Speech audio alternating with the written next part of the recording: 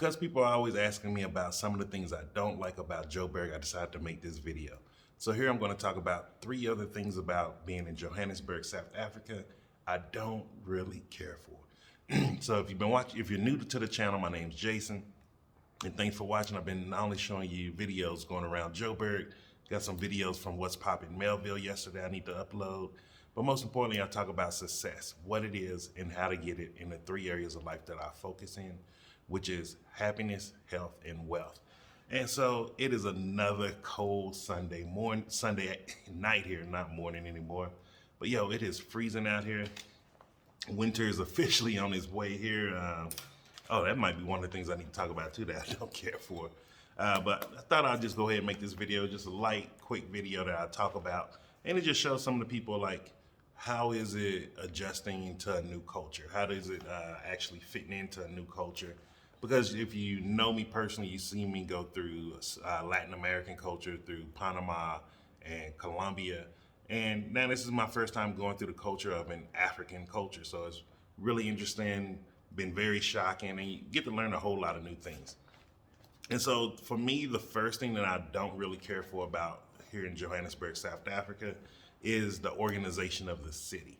And what I mean by that is the actual way the city is laid out. So like even from my flat, I can see Soweto. I can see the actual stadium out there. I think it's a rugby stadium. I can see it from my flat. However, taking an Uber there, it seems so far out. It seemed a lot farther. And I've been trying to figure out, like, why do things look so close, but they're so far? If you were at the hot train, you can see parts of Tembisa. However, the hot train isn't close for people who live in Tembisa to use.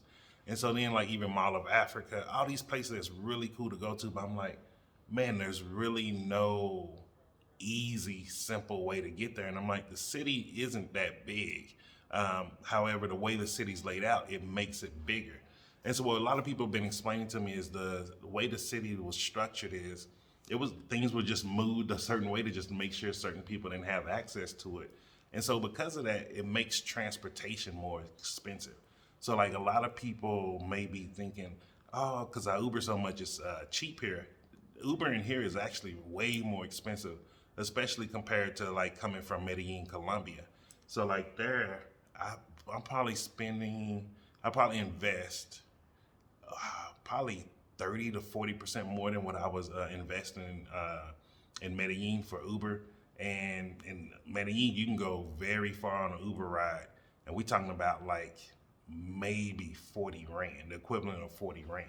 So like it's really, really cost effective Ubering in Medellin compared to here. And that's because of the way the city's actually laid out. And I've noticed also with the organization, like it just creates traffic in places where you're just like, man, really, I gotta be in traffic here? Like, especially dealing with that Santon traffic in the afternoon, man, I do not like that traffic at all. And so that's the first thing that I really don't care for. And it's just the organization, just because it makes transportation more expensive if you're someone who Ubers like me. And then also it makes the city unwalkable. Like, I really like to walk around and go to different areas, and like even walking from Melville to CBD yesterday, like it was gonna be more of a hassle just to cut through Fordsburg. And just little simple things like that. So it's like those little things, it gets in my way of curiosity of how I get to learn cities and learn different places, because I like to walk the streets and really get to know and talk to people. And then the second thing that I really don't care about here is, I didn't know being a Black American here was gonna be so taboo. Now a lot of people be like, oh, you should have known this. But like, I just thought coming here, being a Black male, I'm gonna blend in. Like, I didn't really think there'd be that much of a big difference, because, I'm just used to a lot of Black guys who travel. So because I always knew Black men that travel, and I knew a lot of them that came to different countries in Africa, I just figured South Africa would be one of those places that got hit too, because this is a really cool city. It's like, so it's really nice. It's very modern, first world. And I'm talking about Johannesburg. I know a lot of people tell me Cape Town is even nicer, and say even Durban's nice. And so I just always figured that this was one of the areas where a lot of Black Americans would travel to too. And it turns out like I meet people usually on a daily basis telling me, yo, you're the first American I ever met. And I'm like, whoa, really? Like it's shocking that I stand out more here. And especially my accent stands out more here than it did even living in a Spanish speaking country. So that was just really, really interesting to me because I just didn't know. And then a lot of people started explaining to me. I think one, because I go to a lot of different areas, I just try things that I guess most people who are nomads or tourists, I think they just hit the touristy spots. And I try to really get to see where people go. What do regular neighborhoods look like? What do the middle class look like? What are nice areas out? Because I've noticed in most countries, when you go away from the tourist stuff, you really see nicer things out there, and you get to really understand what the culture really is like. And so, with the way that I move around, it's kind of shocking when so many people are like, "Yo, this is the first American I've met, especially Black American," and it's cool sometimes. Sometimes it gets it's a little overwhelming because it's like you're sometimes like to just blend in and just really just get the vibe of people. And sometimes when you're that taboo, that special person, it's like, just relax, like chill out, calm down. And, it's just, sometimes it gets uncomfortable. I don't know if most of the people here in South Africa would understand, but I'm sure if you're someone that's watching this and you travel to other countries, especially cultures way different than yours, you'll get what I mean, where it's like sometimes it just becomes a little uncomfortable. You just want to relax and just chill and not stand out that much. And then the third thing that I said that I chose about that I don't really care for here, because it really shocked me, is the food is more of an American junk food system here. The food system here is so much like the United States. It's shocking. Like I really tell people, like, if the cars, everything was on the opposite side and it wasn't all these different languages, like you couldn't tell me I wasn't in the United States, because you see a lot of the same restaurants. People actually eat the same foods. The only thing that's different here that I see people eat that you won't find in the US is pop. And you'll see it in the South, but we eat it as grits. So it's more soupy, creamy. So it's not hard and like that. And we just usually eat it for breakfast. And so with the food system coming from Colombia, because see, a lot of people don't realize that I'm not coming from the United States. So since I'm coming from South America, Colombia, I got really accustomed to just some really good, healthy food. And the food was cheap because it wasn't as much processed. It wasn't too much of a meat-dominant system either. So like in Colombia, you get a 3-course meal for probably, let me see, in Rand, maybe 70 Rand. And I used to have a private meal service where they'd deliver to me my meals every day. And I think I paid 1,500 Rand a month for that, to get it delivered to my door. And it was, I have like a salad, a soup, you got a fresh squeezed juice, maybe some kind of pasta dish, rice dish. Like it wasn't a lot of the seitan meats or the fake vegan meats or hamburger patties like that. So I got really accustomed to that. And I really did I thought being here in South Africa, it'd be more like that, more of a veggie dominant system, because the images we always see is like, oh, it's a poor system, people starving, all of this. And then I get here, I'm like, all this stuff they talk about these countries in Africa, I'm like, oh, this stuff is a lie. And so that really shocked me. And even like when I'm looking even when I go to vegan restaurants, like there's times I just want fresh food. Like that's why if you see me when I go to Kaylee's, I usually get the Hawaiian poke bowl, because it's just a nice, vibrant, fresh dish.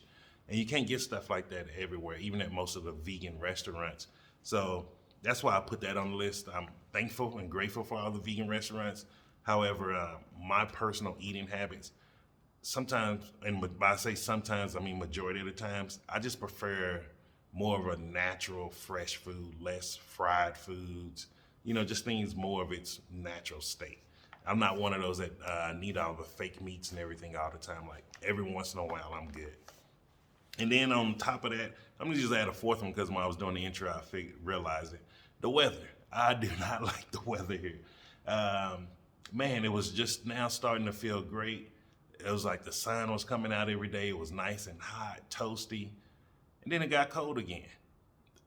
I just knew I was gonna have at least another month or two of summer, and I'm like, oh man, it's already getting cold. You see, I'm breaking out the sweater, about to break out the overcoat to be walking around, and so the weather is just one of those things. And this is for me. I'm just not a cold dude. I don't like the cold weather. To be honest with you, I got spoiled when I was living in Panama in Colombia, and if you ever go to Medellin, it's the best climate in the world. You just can't beat it, man. Like, I'm not gonna lie. I bet you even my buddies that's in Colombia right now watching, they're probably like, yeah, you're right. This is the best weather. And so, because it's never too hot or too cold. Well, never cold unless you're up in higher up in the mountains. But if you're sitting in the valley, it's freaking amazing.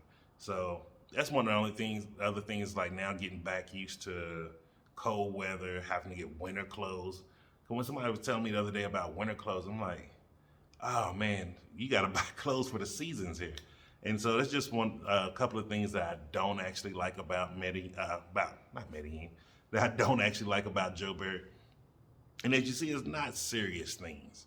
Like, that's one of the things why I love my lifestyle now, because I live a very simple lifestyle. Even though I travel the world, people don't really understand how simple it is. I live out of a very small suitcase. I only get what I need. I always get fully furnished places, so I'm not investing money in furniture. I don't have to worry about moving. Once my lease up here, I just pack up my suitcase, get my books, and I leave. Like, I don't have to take stuff with me. And so, because I live a very simple, stress-free lifestyle now, not that many things really bother me. Like, like even when people are like, oh, what you think about ShopRite? Yeah, I don't shop there because it's rude customer service. They treat you like crap. So I just don't shop there. Like, instead of getting angry, going there frustrated every day, I just go to Woolies, or I go to Pick and Pay, or I go to Checkers. Like, it's like, I don't have to go there. I just won't invest my money there. Even like when people ask me about the load shedding here, like, it don't really bother me. If it's in the daytime or early morning, I just go for a walk or go have tea somewhere, like read a book. Like, I just don't let things like that stress me too much in my life. And so I just wanted to share that with you, because I know people are always like, oh, you're just talking about the great. You're talking about the great. There are some bad things here, yo. Like, every part of the world has its good and bads. Don't get it wrong. The thing that I'm trying to show people is we can focus more of our attention on the good things, and then we'll start seeing more good things attract in our life. We don't have to just keep looking back at all the bad things. We can look at the other things also. And so that's it for tonight. Have a great Sunday. And, let me just offer you this. Like, if you're looking to start changing your life or start eating healthier, just shoot me a message or a comment below with your email address, and I'll send you a recipe book that I have. It's 70 recipes, oil-free. So it'll show you how to eat stuff very simple made ingredients. And I just shoot that to you because I was looking through I'm being real with you, I was looking through my drive today, and I'm like, man, all of this stuff we put together for people to give away for freebies, for ebooks and all of this stuff. And I'm like, let me just start offering this stuff on the channel as I'm doing more and more videos. So if that's something you want, just let me know and I'll shoot you a copy of that. But have a great Sunday night, and I'll see you tomorrow.